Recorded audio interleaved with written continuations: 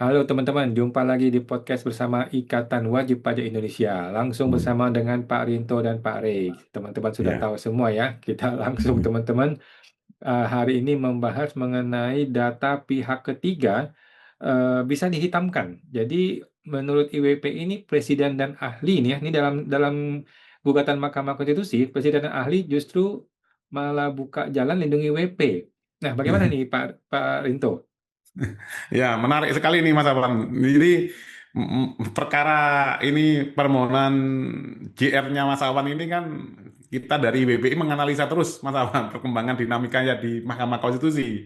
Jadi kita lihat ada pernyataan dari Pak Presiden terkait dengan kalau di ruang publik kalau bisa ada rekaman audio visual. Sementara dari ahlinya yang dihadirkan wakilnya Presiden di MK itu ada yang mengatakan bahwa hati-hati ini karena kantor pajak ini bukan ruang ini ruang publik terbatas gitu teman-teman. Terkait dengan pasal 34. Ini langsung saya tunjukkan materinya Mas ya. Hmm. Ini, Mas, ini. Jadi data pihak ketiga bisa dihitamkan. Presiden dan ahli buka jalan melindungi wajib pajak.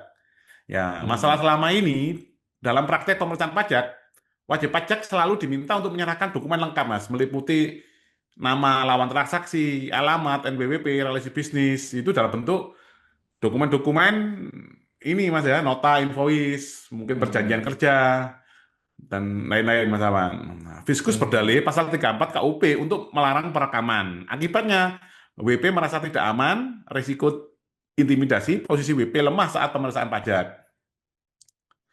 Terus pasal 34 Undang-Undang KUP, pejabat dilarang memberitahukan kepada pihak lain informasi yang Hmm. diperoleh dalam jabatan.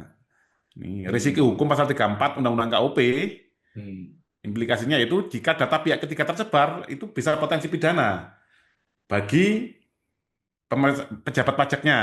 Nah, Fiskus bisa terancam hukum, WP ikut terseret risiko.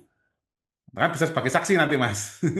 Diminta Hmm. keterangan sebagai saksi kan kita repot itu, Mas Awan. Hmm. Masalahnya siapa yang disebut pihak lain? Itu masalahnya, Mas.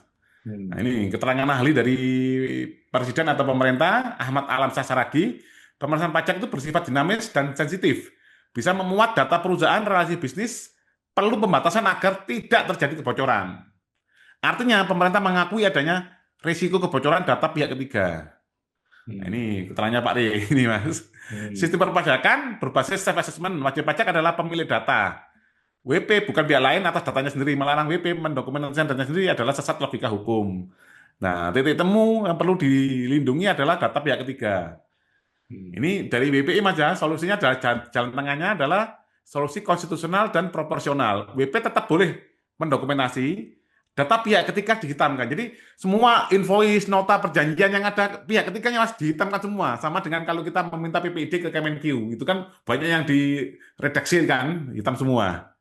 Tidak untuk disebarkan bebas untuk perlindungan hukum dan akuntabilitas. Blackout sama dengan perlindungan bersama. Ini dukungan Presiden Prabowo, pidato 2 Juni 2025. Kalau ada bukti pelanggaran, segera siarkan, jangan terima penyelewengan. Pesan Presiden, pejabat bekerja untuk rakyat, transparansi adalah hak rakyat, teknologi harus digunakan untuk kontrol publik. Ini sejalan dengan pasal 28F Undang-Undang Dasar 1945. Nah, hak konstitusional wajib pajak, pasal 28F. Setiap orang berhak untuk berkomunikasi dan memperoleh informasi. WP berhak dokumentasi proses yang menyangkut dirinya, transparansi adalah perlindungan, negara hukum wajib menjamin akuntabilitas. Dampak jika diterapkan, jika mekanisme penghitaman diterapkan, fiskus terlindungi dari risiko pidana. Wajib pajak Hmm. terlindungi dari intimidasi, pemeriksaan lebih profesional, oknum sulit bermain, trust publik meningkat. Kesimpulan, data pihak ketiga bisa dihitamkan wajib pajak bukan musuh negara. Transparansi bukan ancaman, transparansi adalah perlindungan. Presiden membuka ruang, ahli yang mewakili Presiden di dalam sidang di pengadilan Mahkamah Konstitusi memperkuat dasar hukum. Kini saatnya implementasi. Seperti itu, Mas Awan. Oke. Nah, kita langsung minta pendapat dari ahli kita nih, ahli kita yang hadir di MK nih. Bagaimana nih Pak Rey langsung menanggapi ahli dengan ahli nih, perang bintang para ahli nih Pak. Silakan Pak Rey. Terima kasih Pak Rinto dan Pak Awan. Menarik sekali ya apa yang terjadi di MK. Hanya saja waktunya tidak cukup ya. Jadi pertanyaan yang paling banyak itu kan diajukan kepada saya pada waktu itu hadir di MK ya.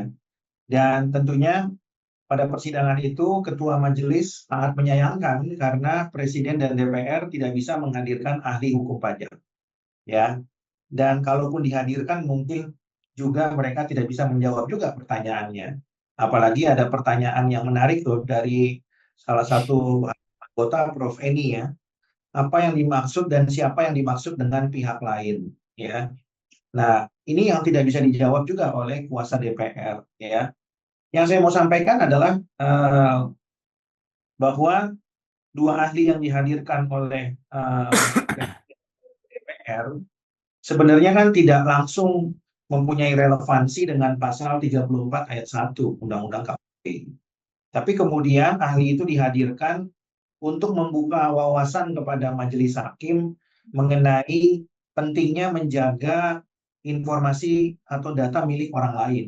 Tapi secara langsung ya tidak kemudian bisa memperjelas norma pasal 34 ayat 1 Undang-Undang KUP yang dipersoalkan oleh pemohon.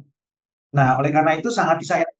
Ya, itu catatan yang pertama dari saya. Yang kedua adalah kalau kemudian sengketa ini sudah menjadi polemik nasional, harusnya kan DPR dan Presiden itu mempersiapkan dengan sedemikian rupa.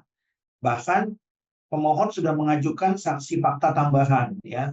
Tapi sangat disayangkan majelis berpendapat sebaiknya keterangannya diberikan dalam bentuk tertulis saja, tidak perlu dihadirkan. Nah, saya berpendapat seharusnya majelis memberikan kesempatan. Karena apa? Karena ini merupakan perkara yang cukup menjadi atensi kan, khususnya di lingkungan wajib pajak dan di lingkungan Direktorat Jenderal Pajak. Jadi kalau menurut saya harusnya kalau bicara hukum acara, saksi fakta pemohon itu diberikan kesempatan dan sekaligus memberikan kesempatan kepada DPR dan Presiden untuk menghadirkan ahli hukum pajak. Jadi diberikan kesempatan sidang satu kali lagi untuk menghadirkan dua orang tersebut. Sehingga dengan demikian persidangan ini menjadi terang, kan begitu. Nah, yang saya mau jelaskan di sini adalah mengenai frase pejabat dan pihak lain ya. Ini yang menjadi menarik ya. Ada pemahaman dari DPR dan Presiden bahwa pejabat itu tidak dipertegas ya. Maka pemohon ingin mempertegas dengan menyebutkan frase pejabat, begitu Pak Wan ya. Nah, kita harus tahu bahwa yang namanya pejabat itu, pejabat pajak itu, ya frase yang ditambahkan oleh pemohon itu kan menjadi pejabat pajak.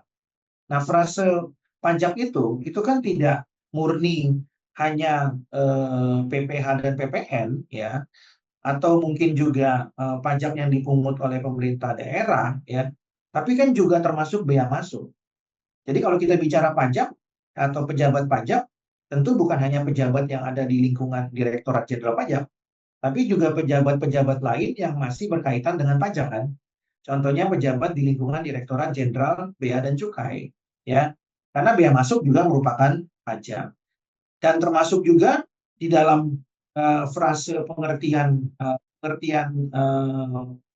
atau pengertian dalam frase pejabat pajak itu adalah tenaga ahli yang ditunjuk ya oleh pejabat itu sendiri ya.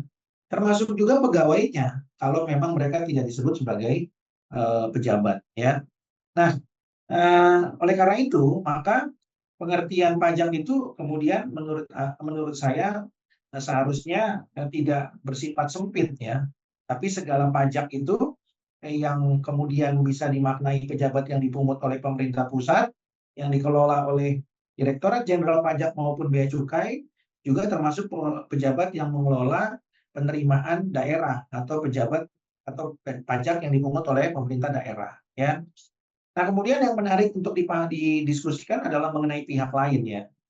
Nah, pihak lain ini kan kalau kita baca frasenya tidak jelas. Tapi sekarang pertanyaannya adalah pihak lain yang dimaksud di sini siapa?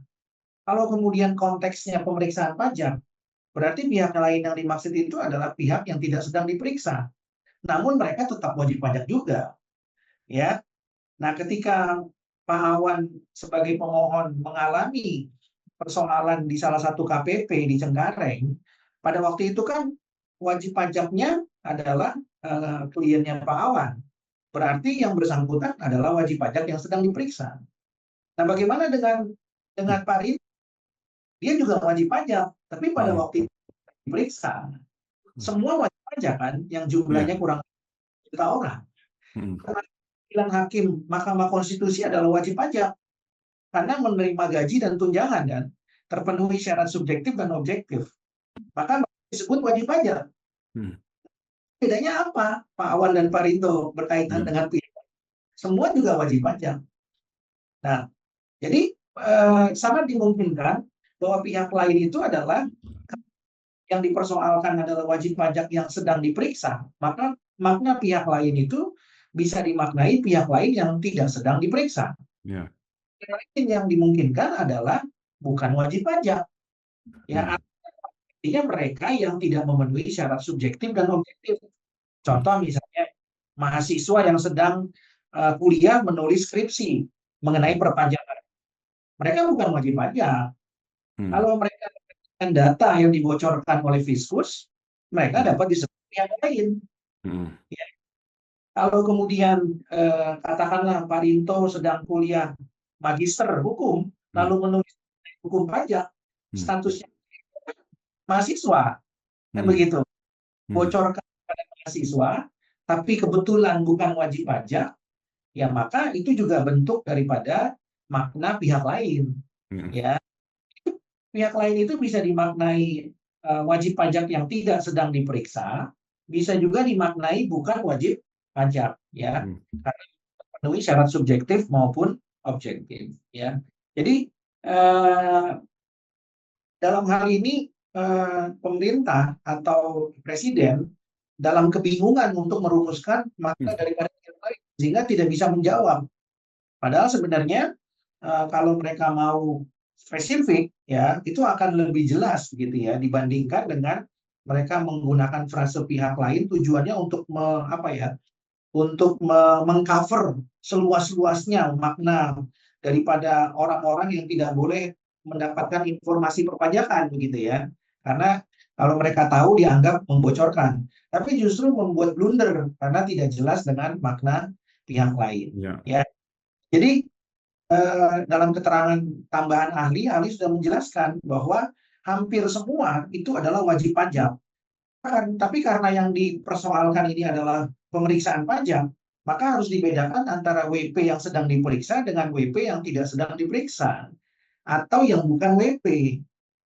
Nah, jadi pihak lain itu bisa mengcover makna daripada contoh-contoh yang tadi sudah saya sebutkan. Sehingga pemerintah atau presiden nggak perlu galau ya. Maksudnya dia menggunakan pihak lain itu kan supaya lingkupnya luas gitu loh. Tapi blunder, tidak bisa menjawab apa itu pihak lain. Spesifik lagi. Karena pihak lain ya seperti yang saya jelaskan adalah itu. Tidak mungkin lebih daripada itu. Ya, hanya itu saja. Kalau PP-nya sedang diperiksa, berarti dia membocorkan kepada PP tidak sedang diperiksa atau kepada bukan WP. Ya. Yang tidak memenuhi syarat subjektif maupun objektif. Ya. Dan terakhir frase segala sesuatu ya tentunya hal-hal yang berkaitan dengan informasi atau data perpajakan. Ya. Wajib pajak yang sedang diperiksa tentunya. Itu maksud daripada segala sesuatu. Ya.